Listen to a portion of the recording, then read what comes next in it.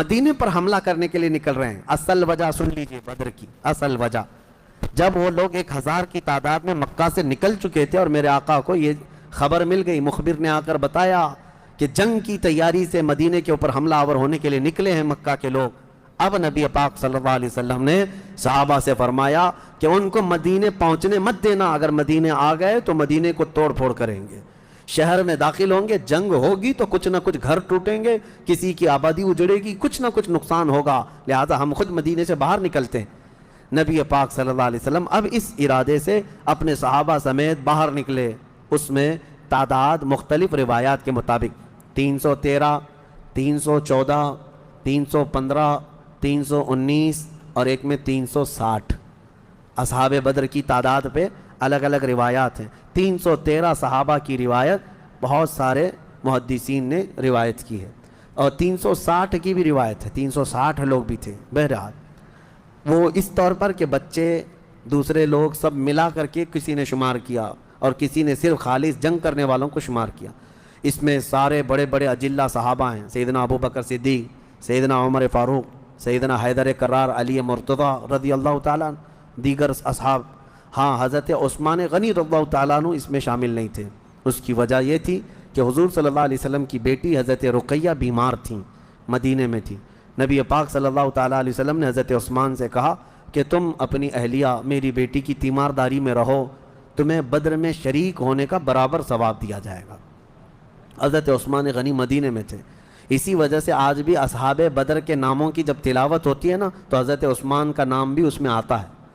وہ اگرچہ جنگ میں گئے نہیں تھے, لیکن اسماء بدر میں ان کا نام شامل ہے. آپ پڑھ کر کے دیکھنا یا سننا تو حضرت عثمان غنی کا بھی نام ہے, کیونکہ مال غنیمت جب تقسیم ہو رہا تھا تو حضور نے حضرت عثمان کو بھی اس میں سے حصہ دیا تھا. خیر, جب نبی پاک صلی اللہ تعالیٰ علیہ وسلم یہ صحابہ کو لے کر نکلے, اب مدینے سے 160 کلومیٹر مکہ کی طرف کا یہ راستہ ہے بدر.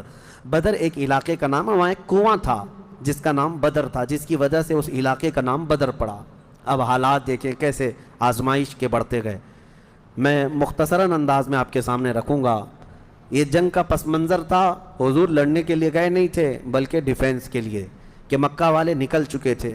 اب مکہ والے آ کر جس جگہ پڑاؤ کیے وہ بھی بدر تھا, وہاں کنواں تھا, پانی تھا, اس کے لیے وہاں پر ان لوگوں نے بھی قیام کیا. میرے آقا صلی اللہ علیہ وسلم نے بھی اپنا لشکر انداز کر دیا. صحابہ وہاں پر اتر پڑے, سب کے خیمے لگ گئے, اور کنویں کے پانی پر بھی قبضہ ہوا. اس کے بعد دیکھا صحابہ کے دل گھبرائے ہوئے تھے, کیونکہ حضور صلی اللہ علیہ وسلم اور صحابہ کو جو زمین ملی تھی وہ ریتیلی زمین تھی, بالو کی زمین, پاؤں دھس جایا کرتے تھے. اور کفار مکہ جہاں پر اترے تھے وہ تو سخت سپاٹ فلیٹ زمین تھی, مٹی کی زمین تھی, اور اس میں گھوڑے اچھی طرح دوڑتے تھے. یہ ریتیلی زمین پر گھوڑوں کے پیر بھی گھس جاتے اور انسانوں کے بھی. اچھا, یہ بات بھی میں بتا دوں, کل تعداد صحابہ اکرام رضوان اللہ تعالیٰ علیہ مجمعین کے ساتھ 313 صحابہ میں صرف 4 گھوڑے تھے. 4 گھوڑے, یہ 4 گھوڑوں پر بیٹھ کر کے گئے ہیں. کون سوار ہوا ہوگا, کون پیدل چلا ہوگا؟ اور اونٹوں کی کچھ تعداد, اس کے علاوہ تلوار سب کے پاس نہیں, اور جس کے پاس ہے ان کی سبزیاں بھی کٹتی نہیں. ان حالات میں تو وہ گئے تھے. نبی پاک صلی اللہ تعالیٰ علیہ وسلم کے ساتھ جب گئے, اب وہاں پر صحابہ اکرام کے دلوں کے اندر تھوڑی گھبراہٹ آنے لگی کہ ہم زمین اس طرح کی ہے, اور تعداد جب ان کی دیکھتے ہتھیار سے لیس, تو یہ عرض کرتے کہ کیا ہوگا. پہلی جنگ ہو رہی تھی نا, آمنا سامنا پہلی مرتبہ ہو رہا تھا. اب نبی پاک صلی اللہ تعالیٰ علیہ وسلم سب صحابہ کو لے کر رات کو بیٹھتے ہیں. اب اس میں جو نبی پاک صلی اللہ تعالیٰ علیہ وسلم کے سامنے صحابہ اکرام سے مشورہ ہو رہا تھا, اب وہ ایمان کی بات ہے. حضور نے صحابہ کی بات یہ سنی کہ جو مہاجرین تھے وہ یہ کہہ رہے تھے کہ انصار کا تو کچھ گیا نہیں, ہمارا گیا ہے مکہ میں, ہمارے مال لوٹے, ہماری جائیدادیں لوٹیں. انصار مدینے میں رہتے ہیں, مکہ کے کفار نے ان کا تو کچھ بگاڑا نہیں.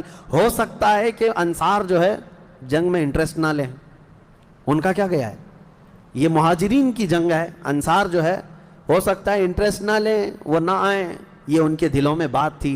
حضور پاک صلی اللہ علیہ وسلم نے محسوس کر لیا, کیونکہ 69 انصار صحابہ اس کے اندر تھے. 69 بڑی تعداد ہوتی, 70 صحابہ تقریباً انصار تھے.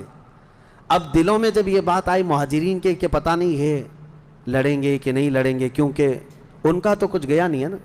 جیسے آج لوگ کہتے ہیں میرا تھوڑی نا اس سے کوئی مسئلہ ہے, تو پھر نبی پاک صلی اللہ علیہ وسلم نے رات کے وقت انصار صحابہ کو پہلے بلایا، سب بیٹھے ہوئے تھے، مشورہ کرنا تھا۔ سید الانصار حضرت سعد ابن معاذ رضی اللہ تعالیٰ عنہ انصار کے سردار تھے، بلایا اور پوچھا کہ تمہارا کیا مشورہ ہے، آپ کا کیا مشورہ ہے جنگ کے سلسلے میں؟ سنو، حضور پاک صلی اللہ تعالیٰ علیہ وسلم کی بارگاہ میں حضرت سعد بن معاذ سب سے پہلا جواب کیا دیتے ہیں؟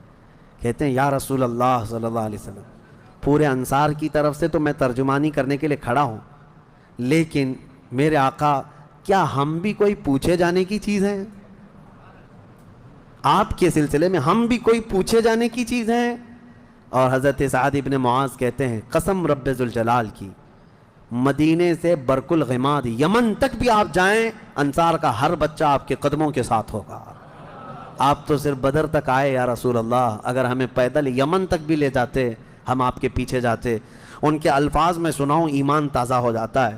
حضرت سعد ابن معاذ رضی اللہ تعالیٰ عنہ فرماتے ہیں یا رسول اللہ صلی اللہ علیہ وسلم، آج میں سارے انصار صحابہ کی طرف سے ترجمانی کرتے ہوئے، جس کو کہتے ہیں ریپریزنٹیٹیو، میں کھڑا ہوں، عرض کرتا ہوں میرے آقا اگر کسی کے ذہن میں یہ بات ہے تو وہ نکال دے کہ ہم صرف اپنے وطن میں رسول اللہ کی مدد کرتے ہیں، بلکہ اللہ کے نبی صلی اللہ تعالیٰ علیہ وسلم جس کونے میں جائیں گے انصار کو وہاں حضور پائیں گے۔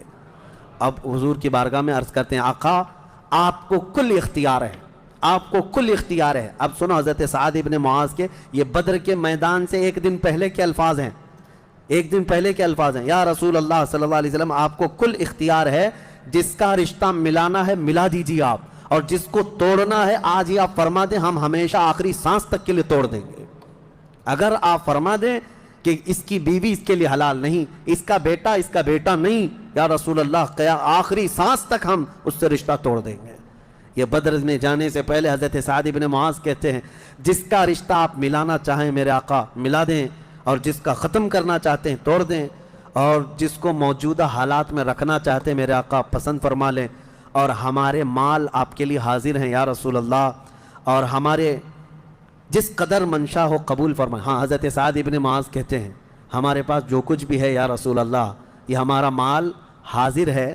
اب یہ دیکھو ادب کے الفاظ، حاضر ہے یا رسول اللہ، جتنا آپ کو چاہیے ہمارا پورا مال قبول کر لیں اور جتنا چاہے چھوڑ دیں، اور قسم رب ذوالجلال کی جو آپ نے چھوڑ دیا وہ دنیا کی سب سے بری چیز ہے ہمارے لیے، جو آپ نے قبول کیا وہ ہمارے لیے سب سے عمدہ چیز ہے۔